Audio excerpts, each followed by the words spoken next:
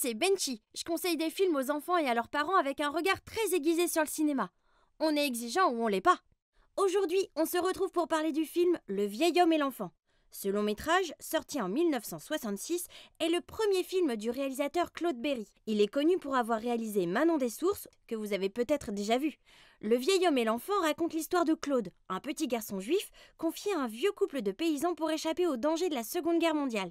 J'ai adoré ce film, car même s'il traite d'un sujet sérieux, on rit beaucoup grâce au moment de complicité entre Claude et Pépé et Mémé. Pépé est drôle malgré lui, et Claude aime le taquiner et le mettre face à ses contradictions. Jésus, il était juif? C'est ce qui paraît. Alors Dieu aussi, il est juif. Mais non!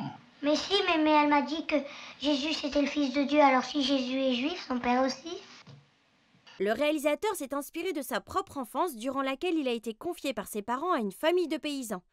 Langman, le nom de famille de Claude, est d'ailleurs le vrai nom de Claude Berry.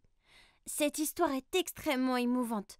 Pépé ne sait rien des origines de Claude, mais il le traite avec autant d'affection qu'un grand-père envers son petit-fils. Je sais ce que se disent certains d'entre vous. Oh non, c'est en noir et blanc. Je vous arrête tout de suite. La beauté des images et du récit vous fera complètement oublier ce détail. Et je suis certain que vous aimerez autant que moi ce grand film humaniste. Dernière chose, soyez bien attentifs pendant le film et écoutez bien le personnage de Victor, le fils de Pépé. Il est interprété par Roger Carrel, célèbre pour avoir prêté sa voix à de nombreux personnages de dessins animés, dont Astérix.